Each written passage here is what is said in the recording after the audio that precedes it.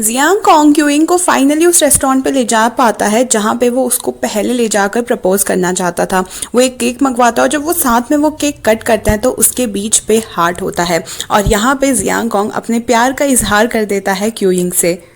वहीं मिया भी ऑनलाइन आके अपने सारे फैंस को बोलती है कि कभी एक टाइम था जब इस इंसान ने मुझसे बहुत प्यार किया था और हमेशा मेरा साथ दिया था, पर जब उस इंसान को मेरी ज़रूरत थी मैं वहाँ पे मौजूद ही नहीं थी। अब उसका एक नया रिलेशन शुरू हो गया है और मैं उसे पूरा का पूरा सपोर्ट करूँगी।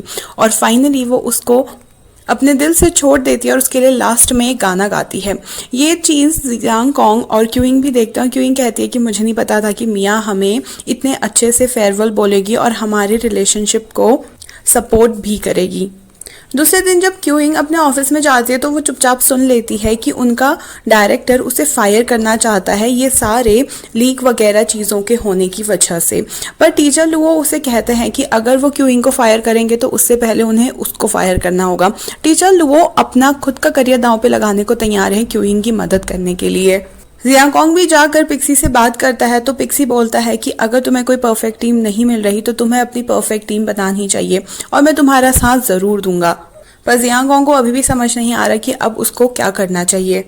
दूसरे ही पल यी जुएन, क्यूइंग, जियांग कॉन्ग और ब्रदर सुन बैठकर साथ में डिनर कर रहे होते हैं और बातों बातों में यी पूछ पड़ती है कि जियांग कॉन्ग आगे क्या करना चाहता है। पर जियांग कॉन्ग उस क्वेश्चन को टाल देता है कह के कि अभी मैंने इस बारे में नहीं सोचा है। ब्रदर सुन उसे बहुत हिम्मत देते हैं और कहते हैं कि अगर तुमने कोई रास्ता चुना है, भले ही वो बहुत डिफिकल्ट क्यों ना हो, तुम्हें उस रास्ते पे ज़रूर चलना चाहिए।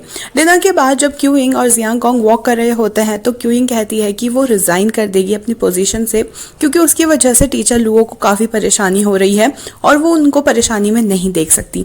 जियांग कॉन्ग भी बताता है कि वो एक नई टीम शुरू करना चाहता है और वो इस चीज़ के लिए काफ़ी ज़्यादा सीरियस है।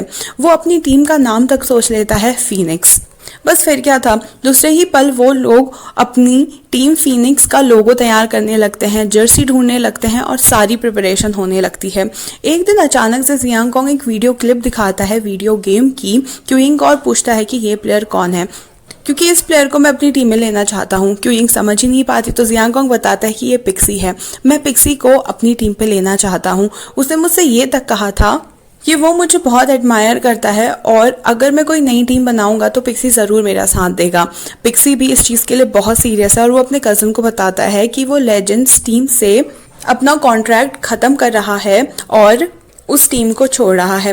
उसका कज़न पूछता है तो कॉन्ट्रैक्ट ख़त्म होने के पैसे कौन भरेगा क्योंकि तू कॉन्ट्रैक्ट ख़त्म होने से पहले ही उस टीम को छोड़ रहा है। तो वो मजाक में कहता है कि तुम भरोगे और कौन भरेगा, और ब्रदर ली उसको एक लात मार के वहाँ से भगा रहे होते हैं। दूसरे ही पल वो देखता है अपने टीममेट्स को और जाने की सोचता है। वो सोचता है कि क्या उसको जाकर बोलना चाहिए गुड बाय पर्सनली, पर फिर वो मैसेज करके उन्हें सबको गुड बाय बोलता है। ये जुएन और बाकी सारे टीम मेंबर समझ नहीं पाते कि अचानक से पिक्सी गुड बाय क्यों कह रहा है। तभी उनका एक टीम मेंबर बताता है कि उसने सुना था कि पिक्सी कल ही बात कर रहा था अपना कॉन्ट्रैक्ट लेजेंड्स के साथ खत्म करने की, तो शायद वो सच में लेजेंड्स टीम को छोड़ के जा रहा है। सारे टीम मेंबर्स भाग के अपने प्रैक्टिस रूम पे जाते हैं तो वहाँ पे पिक्सी का कोई भी सामान नहीं होता और पिक्सी भी मौजूद नहीं होता है। पर तभी वहाँ पे पिक्सी आता और कहता है कि मैं अपने कुछ कपड़े यहाँ पर भूल गया हूँ और साथ ही तुम सबको गुड बाय कहना भी।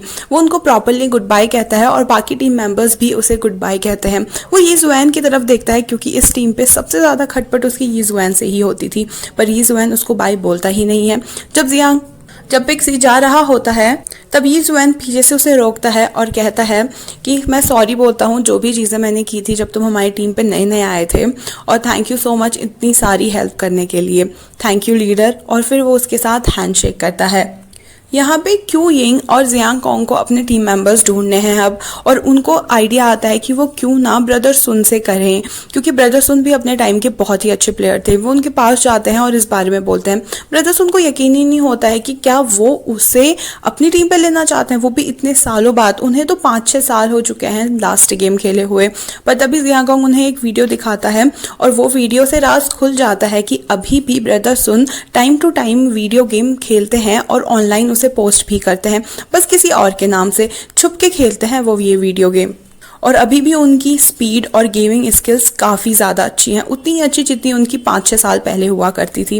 वो उसे बहुत फोर्स करते हैं पर ब्रदर सुन कहते हैं कि अब मेरी प्रैक्टिस उतनी अच्छी नहीं रही है, यहाँ तक कि मैं तो गू फैंग के जितना अच्छा भी नहीं खेलता हूँ, मैं तुम्हारे साथ नहीं खेल सकता। और वो उनके प्रपोजल को रिजेक्ट करके वहाँ से चले जाता है।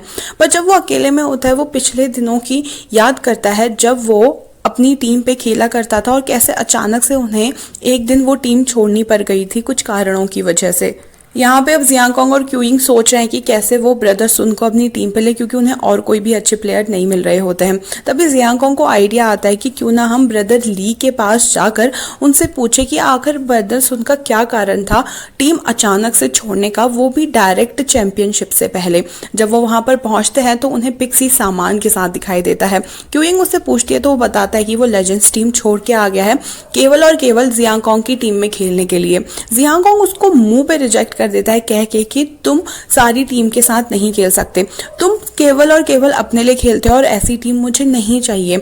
तुम अपनी टीम फीनिक्स में नहीं चाहिए क्योंकि तुम उसके काबिल नहीं हो। पिक्सी कहता है मैंने पहले ही कहा था जहां तुम जाओगे वहां मैं आऊंगा, तो मुझे तुम्हारी टीम पे आना है। पर जियांगकोंग उस चीज के लिए बिल्कुल राजी नहीं होता। वो कहता है कि तुम टॉप प्लेयर्स में से हो और तुम्हारी team legends already world championship में जाने को तैयार है। अगर तुम वो अभी छोड़ोगे और हमारी टीम जो कि बॉटम से स्टार्ट हो रही है उससे स्टार्ट करोगे तो कोई गारंटी नहीं है कि तुम वर्ल्ड चैंपियनशिप में जा पाओगे। पर पिक्सी को जियांगकोंग पे पूरा भरोसा होता है, वो बिल्कुल हार नहीं मानता।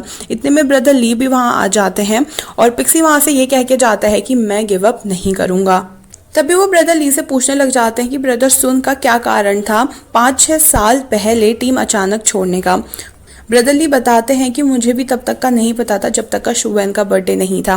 और हम फ्लैशबैक पे जाते हैं जहाँ पे शू वैन के रिजेक्ट करने के बाद प्रेसिडेंट ली काफ़ी ज़्यादा ड्रिंक कर रहे होते हैं और उस ड्रिंक करते करती बातों में वो बता देते हैं कि जब हम कनाडा गए थे उस टाइम पे जो हमारे पास पैसे थे किसी ने भी नहीं पूछा वो कहाँ से आए। ब्रदर ली बोलते हैं कि ऑफ कोर्स वो स्पॉन्सर से आए होंगे, पर प्रेसिडेंट ली यहाँ पे राज खोलता है कि वो स्पॉन्सर से नहीं आए थे क्योंकि कोई हमें स्पॉन्सर करना ही नहीं चाहता था। वो पैसे मेरे घर के थे, मैंने अपना घर बेच के वो पैसे लेकर आया था ताकि हम सारे लोग वर्ल्ड चैंपियनशिप में जा सके। और यहाँ पे ब्रदर ली बताते हैं जियांगकोंग और क्यूइंग को कि प्रेसिडेंट ली पहले से ही शू वैन को बहुत पसंद करता था, पर उस टाइम पे शू वैन और ब्रदर सुन साथ में थे और प्रेसिडेंट ली को ये पसंद नहीं आया। उसने अपना घर बेच के जो टिकट के पैसे इकट्ठा किए उसका दबाव डाला ब्रदर सुन पे कि वो टीम छोड़ दे ताकि ब्रदर सुन की जगह वो टीम ज्वाइन कर सके। और इसी की वजह से ब्रदर सुन को वो टीम छोड़नी पड़ी थी डायरेक्ट चैंपियनशिप से पहले केवल और केवल प्रेसिडेंट ली के प्रेशर में आकर। वहीं दूसरी तरफ ब्रदर ली ब्रदर सुन को कॉल करके बताते हैं कि शू वैन यहाँ से छोड़कर सिंगापुर जा रही है और पता नहीं कब वो वापस आएगी, तो वो जल्द से जाके उसे रोक ले। ब्रदर सुन उसके सामने तो कहता है कि उसे कोई फर्क नहीं पड़ता, पर जाके पहुंच जाता है एयरपोर्ट। पर जब तक का वो वहां पहुंचता है तब तक का शू वैन की फ्लाइट ऑलरेडी उड़ चुकी होती है। वो फिर भी उसे मैसेज करता है कि अपनी सेफ ट्रिप करना और वहां जाते ही मुझे मैसेज करना। पर जब वो वापस अपने साइबर कैफे में आता है शू वैन कहीं गई नहीं होती है, वो तो वहीं पे होती है। वो बोलने लग जाती है कि पहले भी तुमने मुझे ऐसे ही अपनी लाइफ से जाने दिया था और आज भी जब मेरा प्लेन उड़ गया उसके बाद ही तुमने मुझे मैसेज किया था, क्या तुम नहीं चाहते हो कि मैं तुम्हारी जिंदगी में रहूं? ब्रदर सुन बोलता है कि ऐसा नहीं है, बस मैं चीज़ें एक्सप्लेन नहीं कर पा रहा हूँ। शू वैन तभी कहती है कि 6 साल पहले भी तुम केवल और केवल ली गैन के उतने पैसों की वजह से मुझे और टीम को छोड़ के जा चुके थे, क्या तुम वो एक्सप्लेन कर सकते हो? ब्रदर सुन पर वहाँ पर कुछ बोल ही नहीं पाता, वो बस बहुत ही ज़्यादा इमोशनल हो जाता है। सुवन तभी कहती है कि मैं जहाँ पे ले जा रही हूँ चुपचाप मेरे साथ चलो, और वो उसे लेकर जाती है उनके पुराने गेमिंग स्टूडियो में जो कि पाइनियर का था। वो वहाँ पे पहुँच के बोलती कि तुम्हें याद है हमारे गेमिंग करियर के टाइम पे सबसे ज़्यादा फैंस तुम्हारे हुआ करते थे और वो फैंस हमारे लिए इस पाइनियर स्टूडियो के बाहर ड्रिंक्स रखा करते थे जो कि समर ये चुपचाप से पी लिया करता था। वो अंदर जाते हैं और तभी हमें देखने को मिलता है कि टीवी पे उनका वो मैच चल रहा है जो उन्होंने खेला था साथ में। ये देख ब्रदर सुन काफी इमोशनल हो जाते हैं। इतने में जब वो पीछे मुड़ते हैं तो ब्रदर सुन के सारे फैंस वहां पे आए होते हैं ड्रिंक्स लेके, बिल्कुल पहले की ही तरह। ये होते ही गू फैंग दूसरी तरफ से ब्रदर ली और यहाँ तक कि टीचर लुओ भी उसके सामने आते हैं। पूरी टीम का रियूनियन होता है और सब उसे इनकरेज करने लग जाते हैं कि वो दोबारा से गेम खेले और जियांग कोंग की टीम ज्वाइन करे। उसी एन वक्त पर जियांग कोंग भी अपनी जर्सी लेकर आ जाता है और रिक्वेस्ट करता है ब्रदर सुन से कि वो उनकी टीम ज्वाइन करे और दोबारा से अपने फैंस को खेल कर दिखाए, क्योंकि वो लास्ट चैंपियनशिप में अपनी टीम को छोड़ के आ गए थे तो उनके फैंस कम से कम एक चैंपियनशिप तो उनसे डिजर्व करते ही हैं। ये सारा माहौल देख के ब्रदर सुन मना कर ही नहीं पाते, वो बहुत ही खुश होते हैं और हाँ कहते हैं, साथ ही इमोशनल भी होते हैं काफ़ी। दूर से पिक्सी भी ये सारी चीज़ें देख रहा होता है। ये चीज़ें खत्म होने के बाद जियांग कोंग और पिक्सी बाहर आते हैं और जियांग कोंग पिक्सी को थैंक यू बोलता है। पिक्सी कारण पूछता है तो जियांग कोंग कहता है कि उसको पता है ये सारी चीज़ें ब्रदर ली और उसने ही अरेंज किया है, यहाँ तक कि सारे फैंस को भी ढूंढ के पिक्सी ही लेकर आया है, पर वो उनकी टीम फीनिक्स अभी ज्वाइन नहीं कर सकता, पर वो उसे ट्रेनर पार्टनर जरूर बना सकता है। पिक्सी तो इतने में ही खुश होता है कि वो कम से कम फीनिक्स का ट्रेनिंग पार्टनर तो बनेगा। बाद में सारे लोग बैठ के ड्रिंक करते हैं और पिक्सी जाकर अपने भाई यानी कि ब्रदर ली से रिक्वेस्ट करता है कि वो उन्हें उसका स्टूडियो दे दे ताकि वो गेमिंग की प्रैक्टिस कर सके, पर ब्रदर ली कुछ अलग ही बिहेव कर रहे होते क्योंकि वो उनका साइबर कैफे, अगर फीनिक्स की टीम उनके साइबर कैफे में प्रैक्टिस करेगी तो बाकी उनके जो कस्टमर्स हैं वो कहाँ जाएंगे। इतने में गुफैंग कहते हैं कि हमारे जो पुराना पाइनियर का स्टूडियो है वो मैं जियांग कोंग को देना चाहता हूँ प्रैक्टिस करने के लिए, और सारी प्रॉब्लम सॉल्व हो जाती है। इतने में ही वहाँ पे ये जुएन आ जाता है, उसको इस चीज़ का कोई भी आइडिया नहीं होता है। जियांग कोंग ने उसे अपनी नई टीम के बारे में नहीं बताया होता है। ये जुएन को एक धोखाधड़ी की तरह लगता है ये सब, क्योंकि वो जियांग कोंग को अपना बेस्ट फ्रेंड मानता है और उसी ने उसको नहीं बताया अपनी नई टीम के बारे में। वो बहुत ही इमोशनल होता है। वो पिक्सी को देख के कहता है कि तुमने पिक्सी तक को बताया और मुझे नहीं।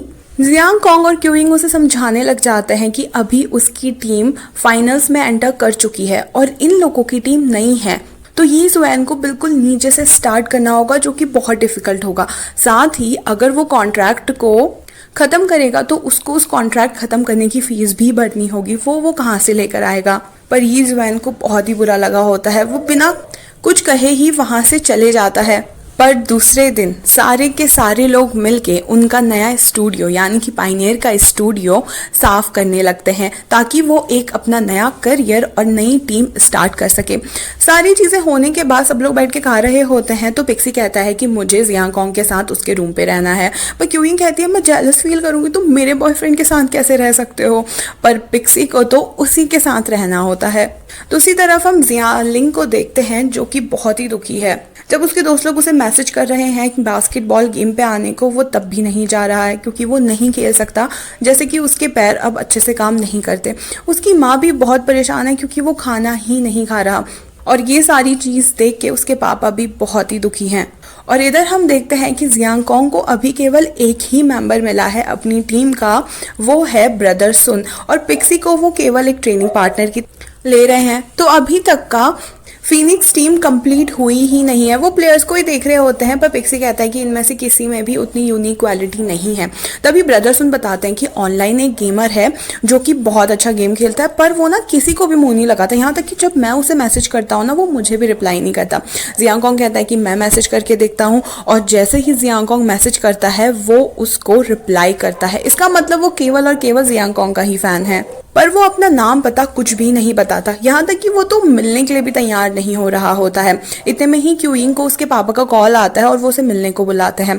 जब क्यूइंग मिलने जाती है तो उसके पापा उसको सारी चीज़ें बता देते हैं कि कैसे अब जियालिंग का पैर खराब हो चुका है और वो दोबारा बास्केटबॉल कभी भी नहीं खेल पाएगा। साथ ही उसने ये सारी चीज़ें क्यूइंग को इसलिए नहीं बताई क्योंकि उसे लगा था कि अगर क्यूइंग को ये बात पता चलेगी तो क्यूइंग अपने को ही दोषी ठहराएगी और कि अब वो बहुत डिप्रेशन में, यहाँ तक कि वो तो अपने रूम से भी बाहर नहीं निकलता। क्यूइंग बहुत चिंता में होती है। दूसरे ही पल वो जियालिंग को मिलने जाती है और जियालिंग तब भी क्यूइंग को कुछ भी नहीं बता रहा होता है अपनी सिचुएशन के बारे में। इतने में ही उसके लैपटॉप में नोटिफिकेशन आता है और क्यूइंग जब देखती है तो वो भी वो सेम गेम खेल रहा होता है जो कि कॉम्पिटिशन में खेला जाता है, जो कि जियांग कोंग खेलता है।